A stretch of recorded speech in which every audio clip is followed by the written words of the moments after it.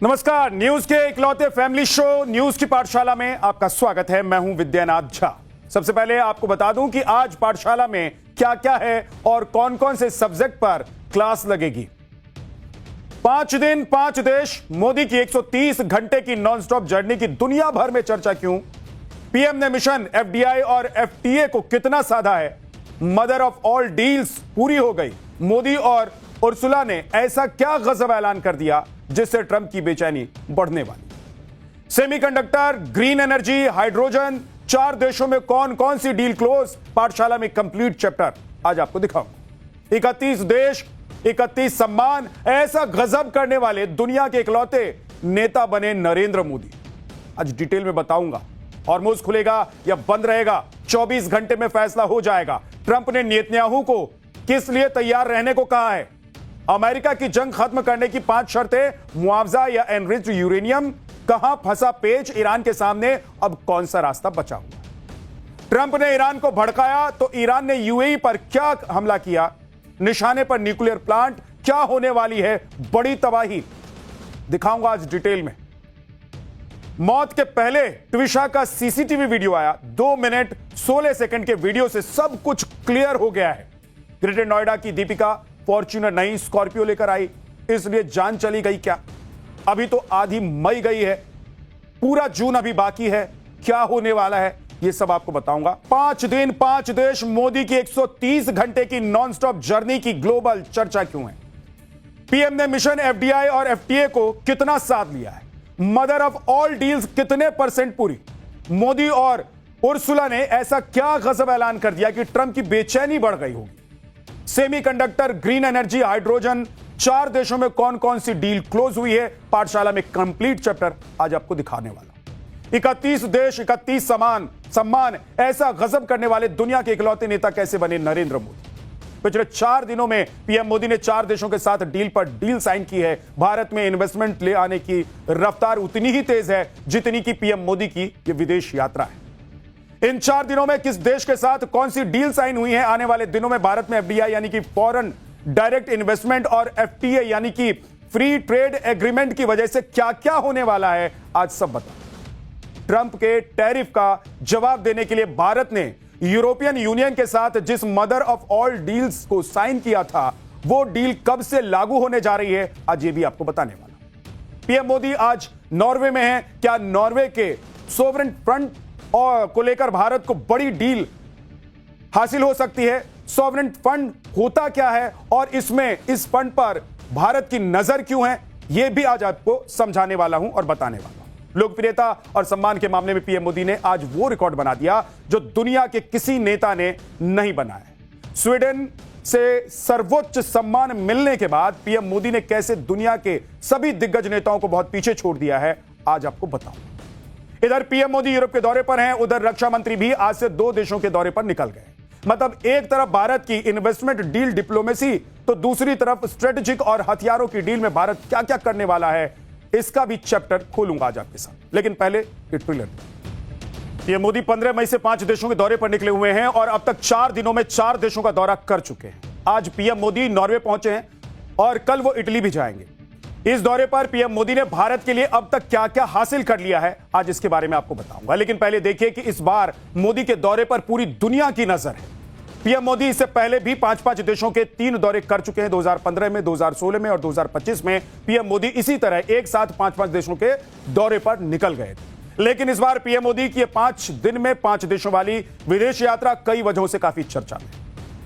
अब देखिए कि पीएम मोदी 15 मई को यूएई पहुंचे और महज 4 घंटे के शॉर्ट स्टॉपेज में यूएई के साथ 7 समझौते कर डाले। $5 अरब का इन्वेस्टमेंट भी वहां से लिया। यूएई में 4 घंटे रुकने के बाद पीएम मोदी उसी दिन नीदरलैंड के लिए पहुंच गए और 4 दिनों और 2 दिन तक नीदरलैंड में वो रहे। इसके बाद 17 से 18 मई को स्वीडन और आज 18 मई को नॉर्वे पहुंचे हुए हैं। यानी कि 19 मई को पीएम मोदी इटली के दौरे पर भी जाने वाले हैं और 20 मई को भारत वापस वो लौट जाएंगे। कुल मिलाकर 5 दिनों की यात्रा है और 5 दिनों में 5 देश के साथ प्रधानमंत्री ने क्या क्या कर दिया, यह आज आपको बताने वाला हूं। लेकिन इस बार पीएम मोदी के 5 दिन में 5 सोवरेन जो कंट्रीज हैं वाला टाइट शेड्यूल बहुत अनकॉमन माना जा रहा है। यह बहुत आसान नहीं है कि 5 देशों की यात्रा 5 दिन में कर लीजिए और इतनी सारी डील आप साइन भी कर लीजिए, क्योंकि लगातार 5 देशों में बायलैटरल मीटिंग्स होनी होती है, अलग अलग रीजन्स हैं और 5 देशों के साथ बैक टू बैक डिप्लोमेसी, यह सब कुछ बिना किसी ब्रेक के रखा गया प्रधानमंत्री नरेंद्र मोदी के। इसलिए कहा जा रहा है कि भाई 75 साल की उम्र में पीएम मोदी देश के लिए कितनी मेहनत कर रहे हैं, बिना रुके, बिना थके, बिना ब्रेक लिए वो मीटिंग्स पर मीटिंग्स कर रहे हैं, स्पीच पर स्पीच दे रहे हैं और डील पर डील किए जा रहे हैं। लोग पीएम मोदी की इस इच्छा शक्ति और देश के प्रति उनके डेडिकेशन को सैल्यूट कर रहे हैं। लोग कह रहे हैं कि क्या गजब का काम करते हैं, इस उम्र में इतनी एनर्जी और इतनी ताकत और इतनी दृढ़ निष्ठा के साथ प्रधानमंत्री नरेंद्र मोदी क्या कर रहे हैं देश के लिए। पीएम मोदी 20 मई की रात को जब नई दिल्ली में लैंड करेंगे तब तक वो करीब 17,000 किलोमीटर की यात्रा कर चुके हैं। इतनी दूरी पृथ्वी के कुल व्यास का आधा हिस्सा है। यानी कि आप इसे ऐसे भी देख लीजिए कि इन 5 दिनों में करीब 120 से 130 घंटे की नॉनस्टॉप यात्रा के बाद प्रधानमंत्री नरेंद्र मोदी जब दिल्ली में अपने सरकारी आवास पहुंचेंगे तब वो इस 130 घंटों में से करीब 25 घंटे सिर्फ फ्लाइट में ही बिता चुके होंगे। पीएम का यह विदेश दौरा इसलिए भी चर्चा में है क्योंकि अरब देशों में अभी भी तनाव बना हुआ है। यूएई पहुंचते ही पीएम मोदी ने वॉर जोन में पहला कदम रख दिया था और दुनिया भर में फैले ऊर्जा संकट के बीच पीएम मोदी भारत की मुश्किलों को कम करने के लिए बिना रुके, बिना थके मिशन पर जुटे हुए। इन 5 देशों के दौरे में पीएम मोदी ने अब तक क्या क्या हासिल किया है और भारत को क्या हासिल होने वाला है, यह आज आपको बता रहा हूं। लेकिन पहले जरा सोचिए कि पीएम मोदी को इतनी ऊर्जा मिलती कहां से है कि वो 75 साल की उम्र में भी नौजवानों को मात देने वाला स्टेमिना रखते हैं। तो इसके लिए आपको नॉर्वे से आई यह तस्वीर देखनी होगी। विदेश में जब भारतीय संस्कृति की डंका इस तरीके से बजती है और लोग वहां डंका बजा रहे होते हैं, तब पीएम मोदी की ऊर्जा और उत्साह अपने आप बढ़ जाता है, दोगुना हो जाता है। इसे देखकर आपकी ऊर्जा बढ़ गई होगी। तो सोचिए, जो सामने खड़ा होकर एक देश का प्रतिनिधित्व कर रहा है, ऐसे व्यक्ति की ऊर्जा कितनी गुना बढ़ जाती है। आज नॉर्वे में जब प्रधानमंत्री नरेंद्र मोदी एयरपोर्ट पर लैंड हुए तब वहां के बेरिट ड्यू म्यूजिक इंस्टीट्यूट की तरफ से ओम जय जगदीश हरे का संगीत प्रस्तुत किया, जिसे देखकर प्रधानमंत्री नरेंद्र मोदी मंत्रमुग्ध हो गए। तो यह सुनकर आप भी मंत्रमुग्ध हो गए होंगे, आपको भी मजा आया होगा, उत्साह से आप घर बैठे भर गए होंगे जब न्यूज की पाठशाला में आप ये देख रहे होंगे। और प्रधानमंत्री नरेंद्र मोदी की इच्छा शक्ति, उनकी ऊर्जा और काम करने की जो निष्ठा है उसके बारे में जरा सोचिए। जब उनके सामने ये प्रस्तुति होती है विदेश में, दूसरे मुल्क में, तो क्या गजब का सीन रहता है वहां। 15 मई से अब तक पीएम मोदी 4 देशों का दौरा कर चुके हैं। इन 4 देशों के साथ पीएम मोदी ने कई डील साइन किए। हर डील भारत की मौजूदा जरूरत और 2047 तक भारत को विकसित राष्ट्र बनाने के लक्ष्य को पूरा करने के मकसद से किया गया। आप देखिए कि प्रधानमंत्री मोदी सबसे पहले यूएई गए, जहां पर उन्होंने यूएई के साथ 7 समझौते किए।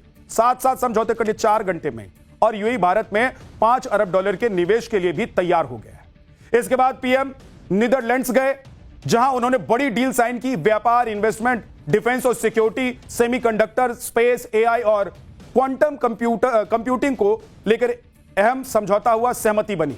भारत और नीदरलैंड्स के बीच ग्रीन हाइड्रोजन को लेकर भी डील हुई। इसके अलावा नीदरलैंड्स और भारत डिफेंस सेक्टर के टेक्नोलॉजी ट्रांसफर पर बातचीत करने को राजी हो गए। इसमें सेमीकंडक्टर डील सबसे अहम है, और ये क्यों अहम है ये आगे आपको बताने वाला हूं। लेकिन पहले देखिए कि नीदरलैंड्स के बाद प्रधानमंत्री नरेंद्र मोदी स्वीडन पहुंचे, जहां भारत और स्वीडन संयुक्त रूप से प्रौद्योगिकी और एआई पर मिलकर काम करने पर सहमत हुए। इसके अलावा भारत और स्वीडन के बीच अगले 5 साल में द्विपक्षीय व्यापार और निवेश को दोगुना करने पर भी सहमति बनी। स्वीडन के बाद पीएम मोदी नॉर्वे पहुंच गए, जहां उन्होंने एक नया रिकॉर्ड बना दिया। पिछले 43 वर्षों में किसी भी भारतीय प्रधानमंत्री का यह पहला नॉर्वे दौरा है। और इस वक्त प्रधानमंत्री नरेंद्र मोदी का नॉर्वे दौरा इसलिए भी बेहद अहम माना जा रहा है क्योंकि नॉर्वे तेल और गैस का अकूत भंडार है। भारत को अपनी ऊर्जा जरूरतों को पूरा करने के लिए नॉर्वे से तेल और गैस की जरूरत है, ताकि हॉर्मूज की नाकेबंदी की वजह से आया संकट दूर किया जा सके। इसके अलावा दोनों देशों के बीच एफटीए पर डील संभव मानी जा रही है। इन सब में सबसे अहम भारत और नीदरलैंड्स के बीच हुई सेमीकंडक्टर डील मानी जा रही है, जो कहा जा रहा है कि सबसे ज्यादा अहम है क्योंकि नीदरलैंड्स की ASML कंपनी सेमीकंडक्टर चिप बनाने वाली मशीनें बनाने में एक्सपर्ट है। दुनिया भर में इसी कंपनी की 80% मशीनों से चिप बनाए जाते हैं। अमेरिका ने जिस तरह से नीदरलैंड्स पर दबाव डाला है कि वो चीन को सेमीकंडक्टर चिप बनाने वाली मशीन ना दे, उसके बाद नीदरलैंड्स को भी एक नया मार्केट और बाजार चाहिए था। और उसकी यह तलाश भारत ने पूरी भी कर दी। सुनिए इस डील के बारे में पीएम मोदी ने आज क्या कहा। कुछ ही समय पहले ASML और टाटा के बीच MOU हुआ। अब ASML की इक्विपमेंट से भारत में सेमीकंडक्टर चिप बनेंगे। आज आप सभी की बातों में भारत के प्रति ऑप्टिमिज्म साफ दिखाई दे रहा है। इस ऑप्टिमिज्म को आउटकम में बदलना ये हमारी गारंटी है। आज जब मोदी स्वीडन में थे तब मदर ऑफ ऑल डील्स की चर्चा एक बार फिर से पूरी दुनिया में हो रही थी और इसी साल 27 जनवरी को यूरोपियन यूनियन के 27 देशों के साथ भारत ने यह FTA किया था। मदर ऑफ ऑल डील्स से भारत EU व्यापार की तस्वीर बदल जाएगी और इस डील के पूरा होने से 90% टैरिफ खत्म हो जाएगा। इसके तहत EU भारत से आने वाले 99.5% सामानों पर और भारत EU के 96.6% निर्यात पर टैरिफ घटाएगा। आज मदर ऑफ ऑल डील्स की स्टेटस रिपोर्ट खुद EU की अध्यक्ष उर्सुला ने दी। उन्होंने ऐलान किया कि EU और भारत ने वाकई अपने ऐतिहासिक व्यापार समझौते को सफलतापूर्वक पूरा करने में कामयाबी हासिल कर ली है। उन्होंने इस डील के लागू होने की टाइमलाइन भी बता दी और कहा है कि दिसंबर तक इसे लागू कर दिया जाएगा। एक बार सुनिए। We succeeded indeed in concluding our landmark trade agreement. We call it the mother of all deals. And just look at some of the figures. A shared market of over 2 billion people, that is close to 1/4 of global GDP. Over 90% of tariff cuts. Enormous opportunity to grow trade and investment. From here in Gothenburg, Scandinavia's largest trading port, to Mundra port in your home state in Gujarat. And in doing so, creating jobs and prosperity for our people. There is no time to lose in turning this opportunity in reality. And that's why we are committed to sign the agreement by the end of the year and making it fully operational at record speed. I'm also pleased to announce that we will mark this moment with a large-scale business event for European and Indian companies. And the aim is simple. We want to give business the information and guidance they need to start benefiting from the deal from day one on.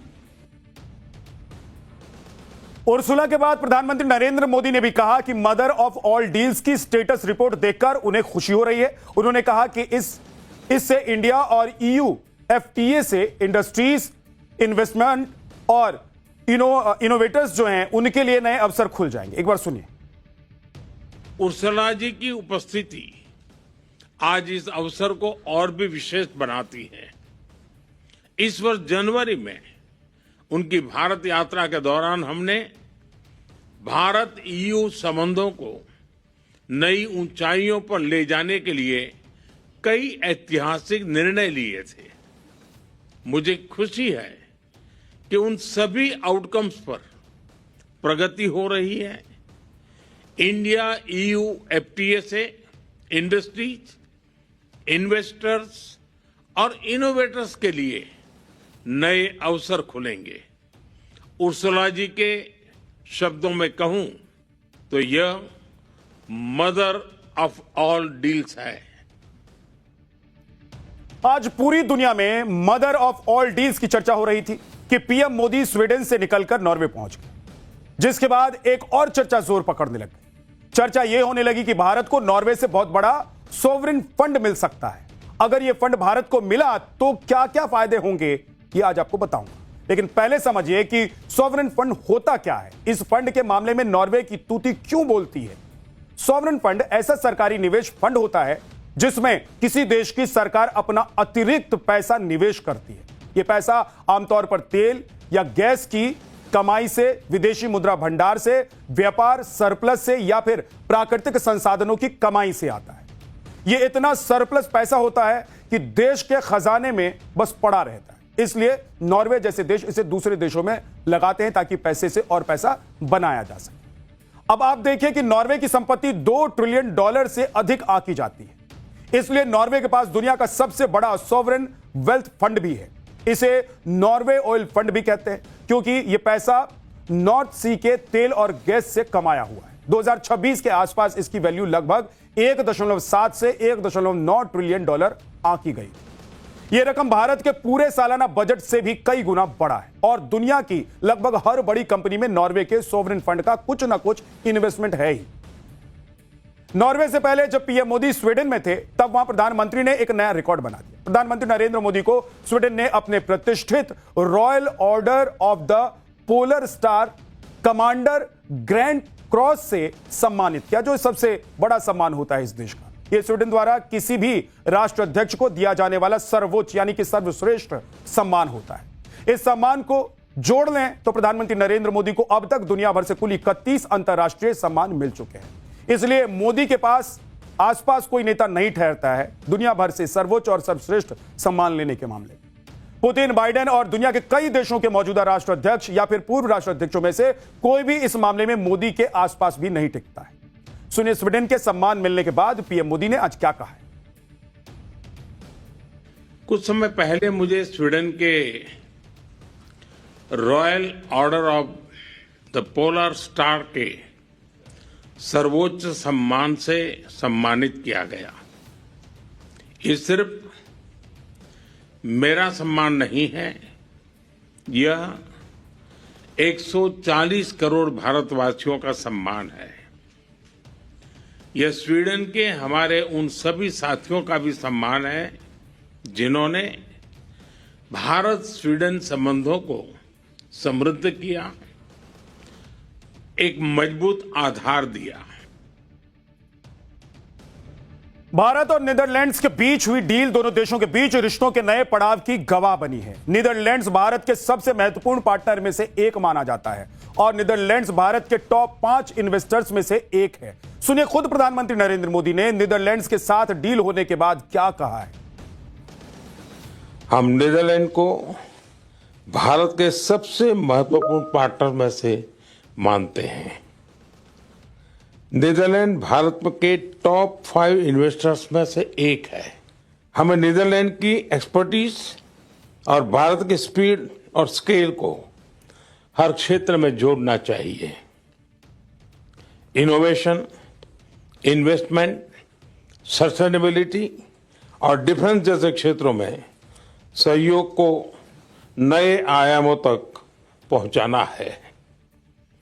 इसी साझा दृष्टि के साथ आज हम Bharat Netherlands संबंधों को strategic partnership के स्तर पर ले जा रहे हैं। इधर प्रधानमंत्री नरेंद्र मोदी यूरोप के दौरे पर हैं और उधर रक्षा मंत्री राजनाथ सिंह आज वियतनाम और साउथ कोरिया के दौरे के लिए निकल गए हैं। वियतनाम में उनका भव्य स्वागत किया गया। अपने दौरे का मकसद बताते हुए राजनाथ सिंह ने बताया कि वियतनाम और दक्षिण कोरिया की अपनी यात्रा के दौरान मैं रणनीतिक सैन्य सहयोग को गहरा करने, रक्षा औद्योगिक साझेदारी को मजबूत करने, समुद्री सहयोग को बढ़ावा देने की कोशिश करूंगा। रक्षा मंत्री राजनाथ सिंह आज और कल वियतनाम में रहेंगे। इसके बाद वो कल ही साउथ कोरिया के लिए रवाना हो जाएंगे और 21 मई तक दक्षिण कोरिया में वो रहेंगे। पाठशाला में अगला चैप्टर जिसमें आपको बताएंगे हॉर्मुज़ खुलेगा या फिर बंद रहेगा। 24 घंटे में फैसला ये हो जाएगा। ट्रंप ने नेतन्याहू को दिया ऑर्डर, जंग पर बना लिया तगड़ा प्लान। क्या है वो प्लान? अमेरिका की जंग खत्म करने की 5 शर्तें, मुआवजा या एनरिच्ड यूरेनियम। कहां फंसा है पेच ईरान के सामने, अब कौन सा रास्ता बचा हो? ट्रंप ने ईरान को भड़काया है तो ईरान ने यूएई पर फिर हमला किया, निशाने पर न्यूक्लियर प्लांट। क्या आने वाली है बड़ी तबाही? संकट देश के बाहर हो या देश के अंदर हो, पीएम मोदी ने हर बार न सिर्फ डटकर उसका मुकाबला किया है बल्कि उसका तोड़ भी निकाल लेते हैं। अब युद्ध के बीच पीएम मोदी अपनी डिप्लोमेसी से इस संकट को, इस डील को पूरी तरीके से संकट को डील कर रहे हैं, वो इसको खत्म करने की कोशिश कर रहे हैं। तो दूसरी तरफ पूरी दुनिया की नजर इसी पर टिकी हुई है कि युद्ध कब खत्म हो जाएगा, हॉर्मुज़ स्ट्रेट कब खुलेगा। लेकिन आप देखिए कि ट्रंप और ईरान अभी भी युद्ध की ही बात कर रहे हैं। भाई दोनों हिलने के लिए तैयार नहीं है। युद्ध रुकवाने के लिए तो पाकिस्तान की दलाली भी काम नहीं आई, आपको पता ही है। अभी भी अमेरिका और ईरान अपनी अपनी शर्तों पर अड़े हुए हैं। आपको बता दें कि अमेरिका और ईरान के बीच डील क्यों नहीं हो पा रही है। वो कौन सी 5 डिमांड है जिसने ईरान ने मानने से इनकार कर दिया है और दूसरी तरफ ट्रंप ने भी साफ कर दिया है कि अमेरिका की शर्तों पर ही डील फाइनल होगी। अभी अमेरिका हमला तो नहीं कर रहा है, लेकिन ट्रंप लगातार ईरान को उकसा जरूर रहे हैं। ट्रंप ने कह दिया है कि ईरान के पास वक्त बहुत कम है। ट्रंप ने कुछ ही घंटों में ईरान पर हमले की एनिमेटेड 20 फोटो भी पोस्ट कर दिए। उकसाने वाली सारी बातें जो ट्रंप लगातार करते रहते हैं। इधर एक्सपर्ट्स कह रहे हैं कि ट्रंप इतना बौखलाए हुए क्यों है भाई, कि कुछ भी कर सकते हैं और कुछ भी कर देते हैं। और जाहिर सी बात है कि इस वक्त ट्रंप की हालत यह है कि वो कुछ भी कर गुजरने को तैयार है। उधर अगले कुछ घंटों में ट्रंप हाई लेवल मीटिंग भी करने वाले हैं। अगले 24 घंटे में ऐसा क्या होने वाला है कि पूरी दुनिया पर इसका असर पड़ेगा, ये आपको बताऊं। इधर ईरान ने भी स्ट्रेट ऑफ हॉर्मुज का नक्शा बदलने का प्लान बना लिया है। जिस रास्ते के बंद होने से दुनिया में हाहाकार मचा हुआ है, वहां अब कौन सी नई मुसीबत खड़ी होने वाली है, यह आपको बताने वाला हूं। अमेरिका भले ही हमला नहीं कर रहा हो, लेकिन ईरान ने एक बार फिर हमले कैसे शुरू कर दिए हैं। ईरान के हमले के बाद यूएई में कैसे हाहाकार मच गया, कैसे युद्ध का काउंटडाउन शुरू हो गया है, यह सब आज आपको बताने वाला हूं। लेकिन पहले एक ट्वीट। अपनी आदत के मुताबिक ट्रंप एक बार फिर से बौखला गए। दुनिया भर में युद्ध रुकवाने का दम बढ़ने वाले ट्रंप अभी तक ईरान पर विक्ट्री साइन नहीं बना पाए, लेकिन अब ट्रंप कुछ बड़ा करने वाले हैं, जिसका संकेत भी दे दिया गया है। डोनाल्ड ट्रंप ने ईरान को कड़ी चेतावनी देते हुए कहा है कि अगर उसने जल्द समझौता नहीं किया तो उसके पास कुछ भी नहीं बचे। ट्रंप ने एक पोस्ट करते हुए कहा है कि ईरान के लिए घड़ी तेजी से चल रही है, तेहरान को बहुत जल्दी कदम उठाने होंगे, नहीं तो ईरान के पास कुछ भी नहीं बचेगा। समय बेहद अहम है। ट्रंप की ईरान को यह नई धमकी ऐसे समय पर आई है जब अमेरिका और ईरान के बीच एटमी प्रोग्राम समेत कई मुद्दों पर बातचीत भी अटकी हुई है। ट्रंप का यह बयान ऐसे समय पर आया है जब ईरान के मीडिया ने बातचीत फिर से शुरू करने के लिए अमेरिका की शर्तों का खुलासा किया है। ईरान की फार्स न्यूज एजेंसी के मुताबिक 5 ऐसी शर्तें हैं जिन पर पेंच फंसा हुआ है। पहली शर्त यह है कि अमेरिका चाहता है कि ईरान 400 किलोग्राम एनरिच्ड यूरेनियम सौंप दे। दूसरी शर्त है ईरान सिर्फ एक परमाणु संयंत्र को ही चालू रखे। तीसरी शर्त है ईरान युद्ध के हर जाने की अपनी मांग छोड़ दे। चौथी शर्त यह है कि ईरान मान ले कि ज्यादातर फ्रीज की गई संपत्तियां ब्लॉक ही रहेंगी। और पांचवी शर्त यह है कि सभी मोर्चे पर युद्ध तभी खत्म करेंगे जब बातचीत पूरी हो जाए। इसके जवाब में ईरान ने भी बातचीत के लिए अपनी 5 शर्तें रख दी हैं। ईरान मीडिया के रिपोर्ट्स के अनुसार ईरान ने कहा है कि वो बातचीत की मेज पर तभी लौटेगा लेबनान समेत सभी फ्रंट्स पर तुरंत पूरी तरह युद्ध रुके, ईरान पर लगे सभी तरह के आर्थिक और एंटी ईरान बैन खत्म हो, ईरान के जितने भी फंड्स विदेशों में फ्रीज हैं उन्हें तुरंत रिलीज किया जाए, युद्ध में हुए भारी नुकसान की भरपाई हो, अमेरिका और उसके सहयोगी ये भरपाई करें, स्ट्रेट ऑफ हॉर्मुज पर ईरान की संप्रभुता को मान्यता दें। ईरान की शर्तों में न्यूक्लियर प्लांट और यूरेनियम की बात है ही नहीं, जबकि अमेरिका के लिए ये दोनों टॉप प्रायोरिटीज हैं। शर्तों को लेकर ईरान अमेरिका में जारी तनातनी के बीच अमेरिका के रिपब्लिकन सीनेटर लिंडसे ग्राहम ने कहा है कि ईरान को तब तक चोट पहुंचाई जानी चाहिए जब तक वो अमेरिका की शर्तों पर परमाणु समझौता नहीं कर लेता है। साफ है कि ईरान अपनी शर्तों पर ही समझौता करेगा और यही बात ट्रंप को नागवार गुजर रही है। इसलिए ट्रंप अगले 24 घंटे में कोई बड़ा फैसला ले सकते हैं। अमेरिका की मीडिया एजेंसी एक्सियोस की रिपोर्ट के अनुसार डोनाल्ड ट्रंप कुछ घंटे में उच्च स्तरीय बैठक करने वाले हैं। राष्ट्रीय सुरक्षा के शीर्ष अधिकारियों के साथ सिचुएशन रूम में बैठकर यह बैठक होने वाली है, जिसमें ईरान के परमाणु कार्यक्रम को लेकर फाइनल फैसला लिया जाएगा। साथ ही ईरान के खिलाफ संभावित मिलिट्री ऑपरेशन के विकल्पों पर भी बातचीत होगी। इधर ट्रंप ने सोशल मीडिया पर कुछ ही घंटों में 20 से ज्यादा फोटो शेयर कर दिए, जिसमें सबसे ज्यादा चर्चा उस फोटो की हो रही है जिसमें ईरान का नक्शा दिखाया गया है। ईरान के चारों तरफ से रेड एरो से इसे घेरा गया है, लेकिन यह भी देखिए कि इस मैप में खाड़ी देशों के साथ साथ पाकिस्तान को भी अपने कंट्रोल वाले क्षेत्र के रूप में दिखाया गया है, जबकि भारत को नक्शे में नहीं रखा गया है, अलग रखा गया है। इसके अलावा ट्रंप ने स्पेस फोर्स कैप्शन वाली फोटो पोस्ट की है, जिसमें उन्होंने अंतरिक्ष में सैटेलाइट्स के बीच दिखाया गया और उन्हें बटन दबाते हुए दिखाया गया। जरा देखिए इसको, यह फोटो एक तस्वीर के साथ bye bye fast boats caption दिया गया है और इसमें दिखाया गया है कि अमेरिका के ड्रोन ईरान की फास्ट बोट पर हमला कर रहे हैं। वहीं एक वीडियो में अमेरिकी युद्धपोत से ईरानी ड्रोन को निशाना बनाते हुए भी दिखाया गया है।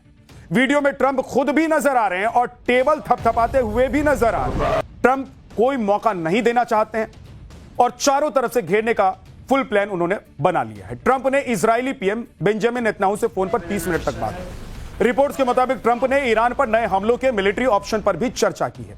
इजरायली मीडिया रिपोर्ट्स के मुताबिक पिछले 24 घंटे में जर्मनी के यूएस मिलिट्री बेस से कई कार्गो प्लेन तेल अवीव पहुंचे हैं और बताया जा रहा है कि इसमें हथियार और गोला बारूद भरा हुआ है। इसे ईरान के खिलाफ नए हमलों की तैयारी भी माना जा रहा है। वहीं अमेरिका और इजरायल ने यूएई को भी ज्यादा हथियार पहुंचाने शुरू कर दिए हैं।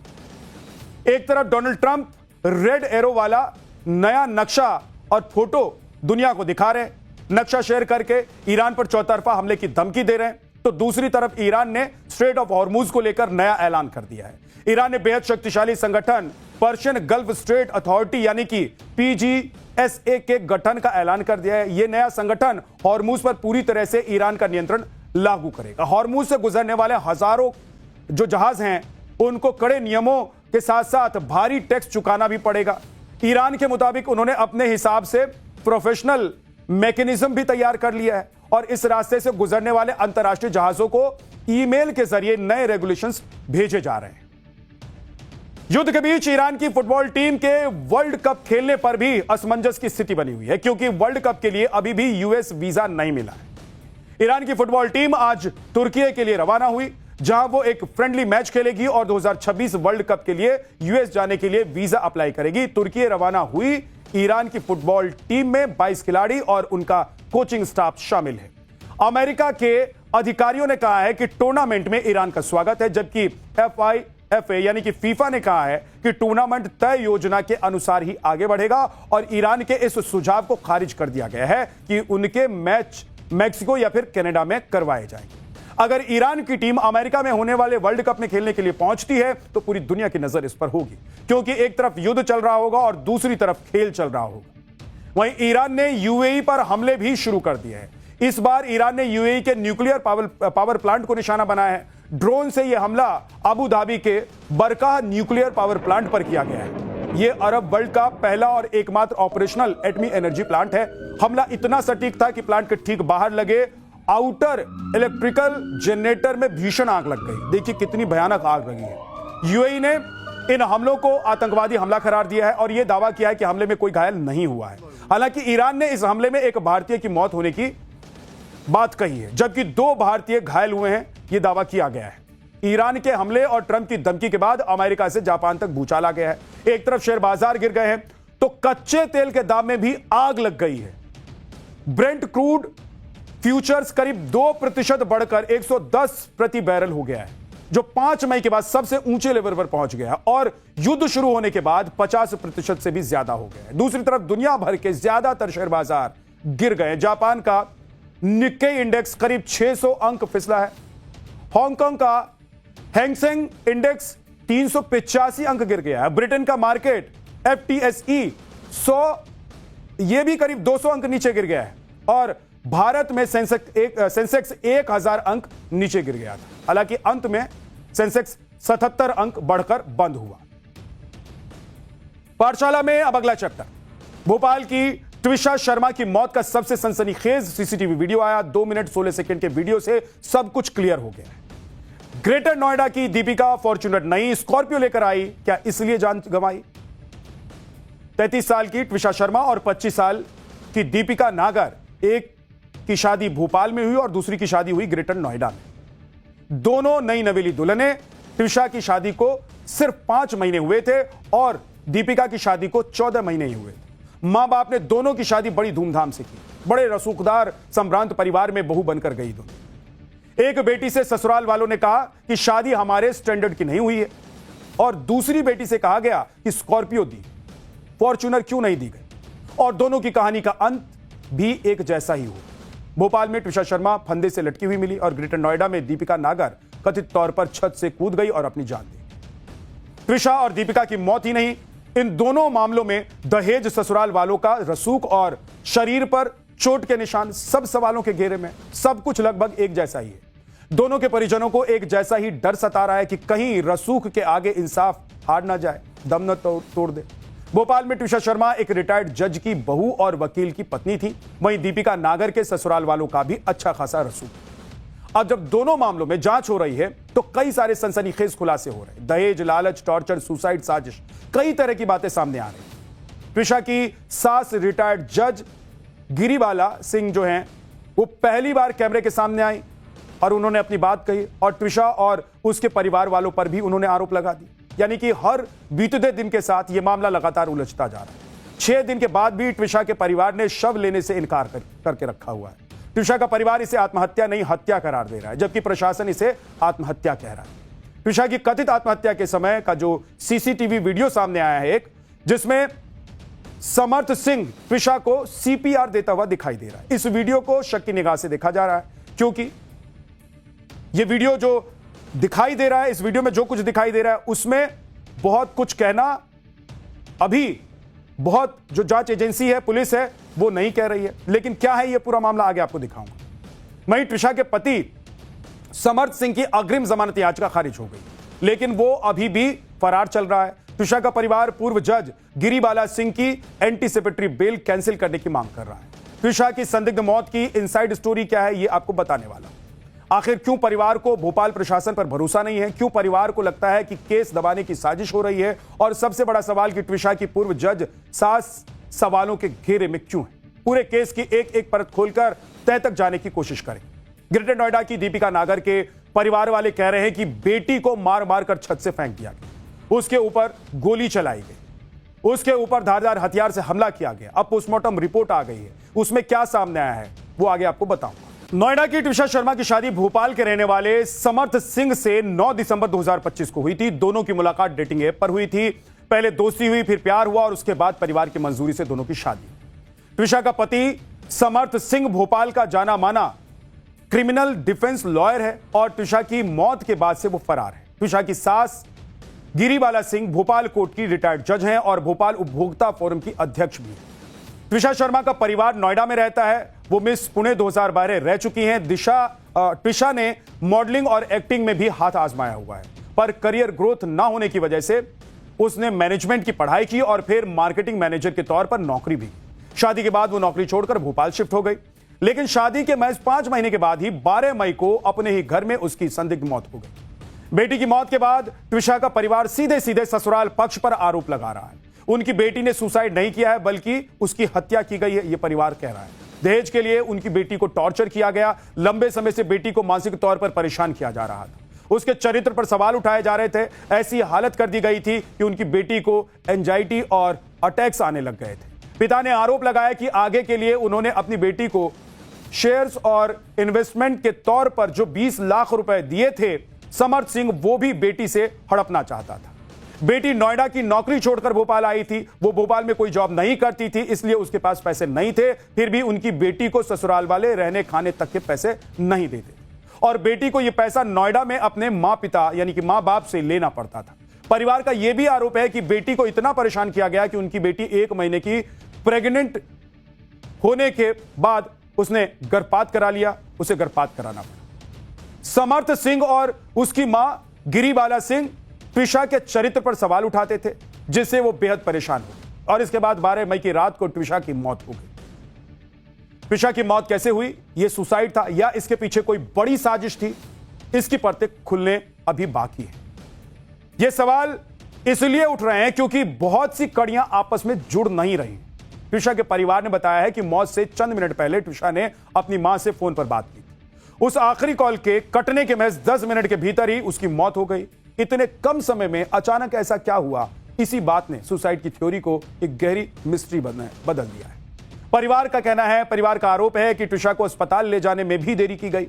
घर से अस्पताल की दूरी मात्र 10 मिनट की थी, लेकिन ट्विशा 50 मिनट बाद अस्पताल पहुंची, जहां उसे मृत घोषित कर दिया गया।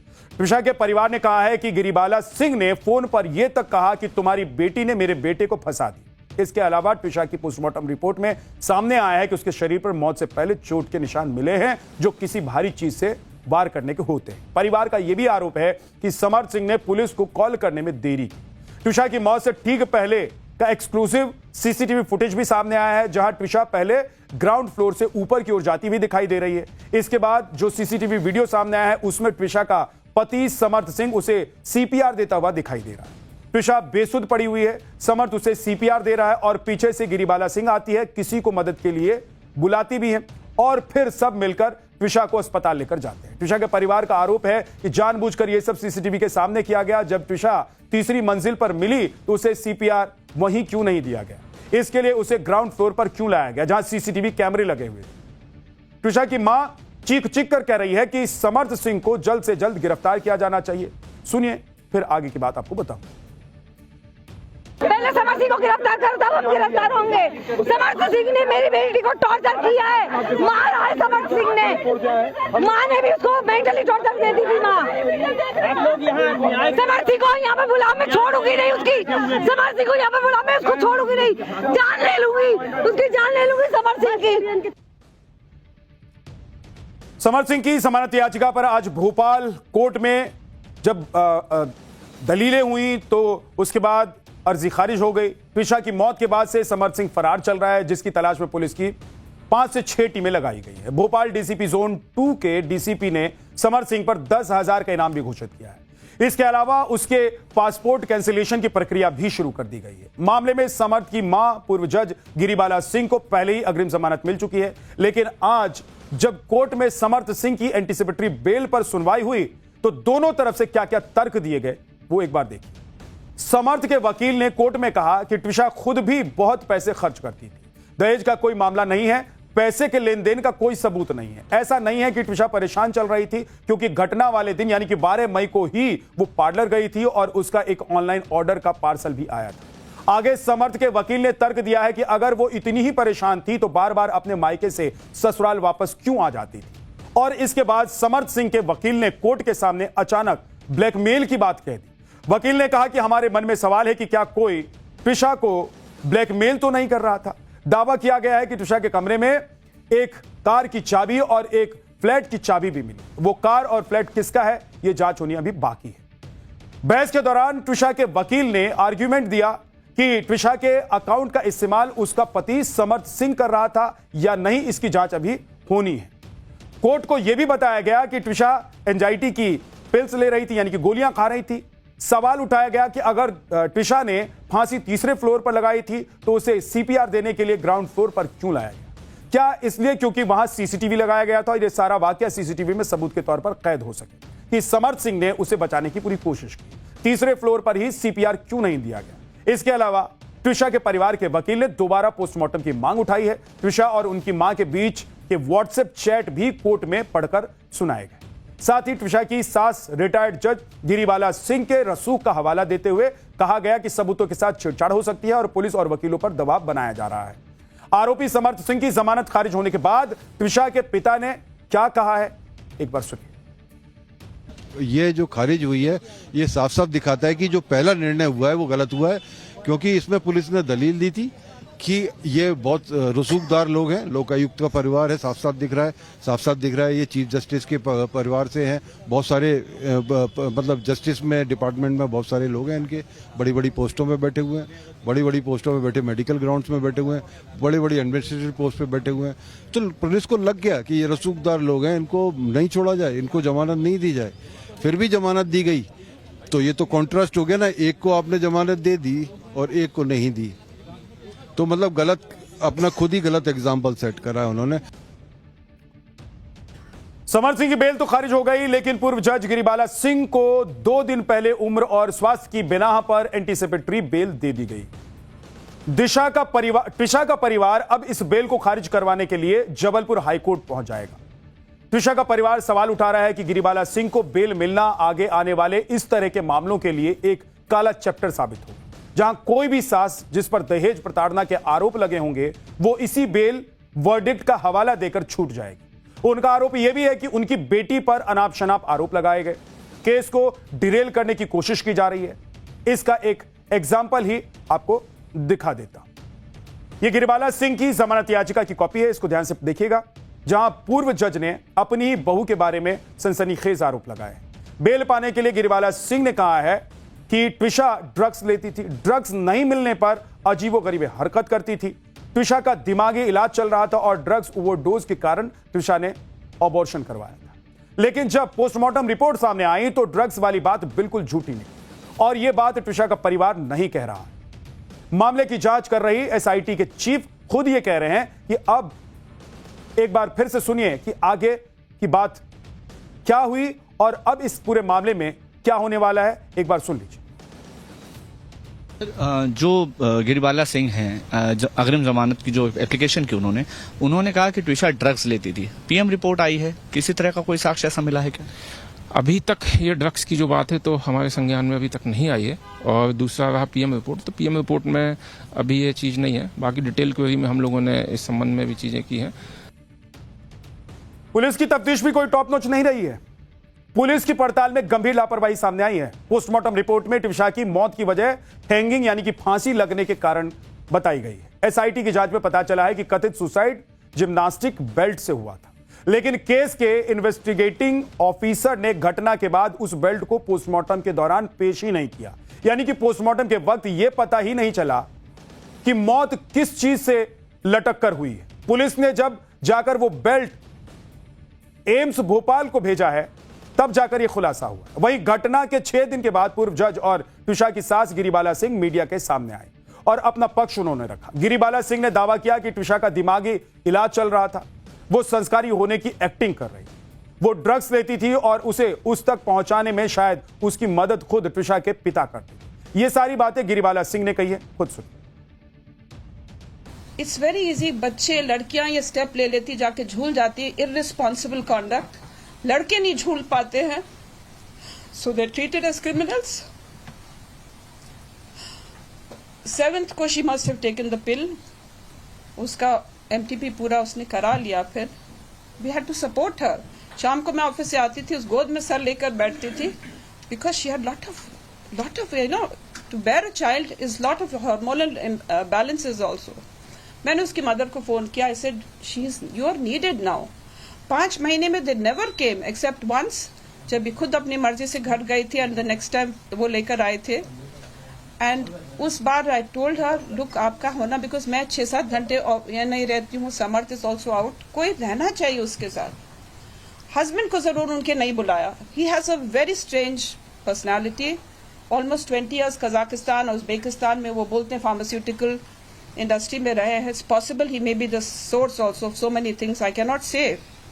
और मैं किसी के कैरेक्टर को मैं लाइन नहीं कर सकती हूँ, बिकॉज देयर सम पॉइंट मेरे से उन्होंने स्पर्श किया है। But that man I didn't like him, so I said आप रेखा जी प्लीज आ जाइए, if you want I will book your ticket, आप आ जाइए, रहिए बेटी के साथ। नजीराबाद में कर क्या रहे, दोनों बच्चों की शादियां होगी, stay here. She didn't come. और आज वही माता पिता उस बच्ची के देह को पंचतत्व में विलीन नहीं होने दे रहे।